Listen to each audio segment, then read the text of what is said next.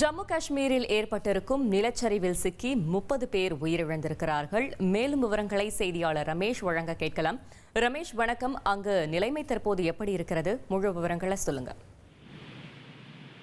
ஜம்மு காஷ்மீர் மாநிலம் கடந்த சில நாட்களாகவே பல்வேறு இயற்கை பேரழிவுகளுக்கு ஆளாகி வருகிறது.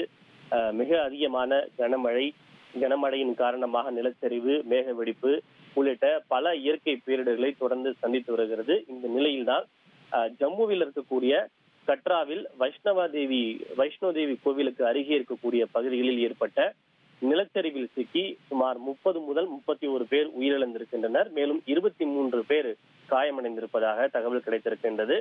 இந்த நிலச்சரிவுக்கான மிக முக்கியமான காரணம் அங்கு தொடர்ந்து பெய்து வரக்கூடிய கனமழையின் காரணமாகத்தான் இந்த நிலச்சரிவு ஏற்பட்டிருக்கின்றது.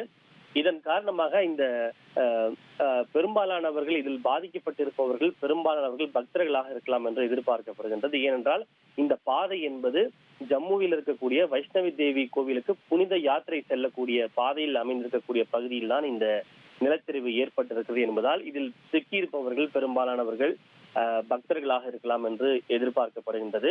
இடிபாடுகளில் கூட இன்னும் சிலர் சிக்கி இருப்பதாக அங்கிருந்து வரக்கூடிய தகவல்கள் தெரிவிக்கின்றன.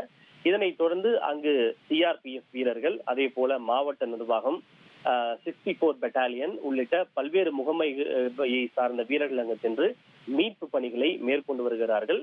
நேற்று மாலை கூட இதே கட்ரா பகுதியில் இந்திரபிரஸ்தா போஜனாலயா என்னும் பகுதியில் ஒரு சிறிய நிலச்சரிவு ஏற்பட்டது. அந்த நிலச்சரிவில் 5 பேர் பலியானதோடு 10 முதல் 11 பேர் காயமடைந்தனர். இந்த நிலையில்தான் இன்று மீண்டும் காலையில் ஏற்பட்ட இந்த நிலச்சரிவில் 30 பேர் பலியாகி இருப்பதாக தகவல் கிடைத்திருக்கின்றது.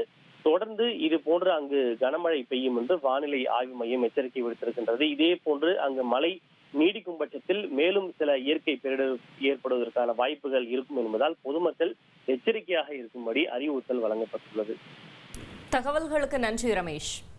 ட்ரெண்டை ஃப்ரெண்ட் ஆக்கிக்கோங்க. தந்தி டிவியின் சப்ஸ்கிரைபர்ஸ் அண்ட் ஃபாலோவர்ஸ் குடும்பத்துல நீங்களும் இணையுங்க.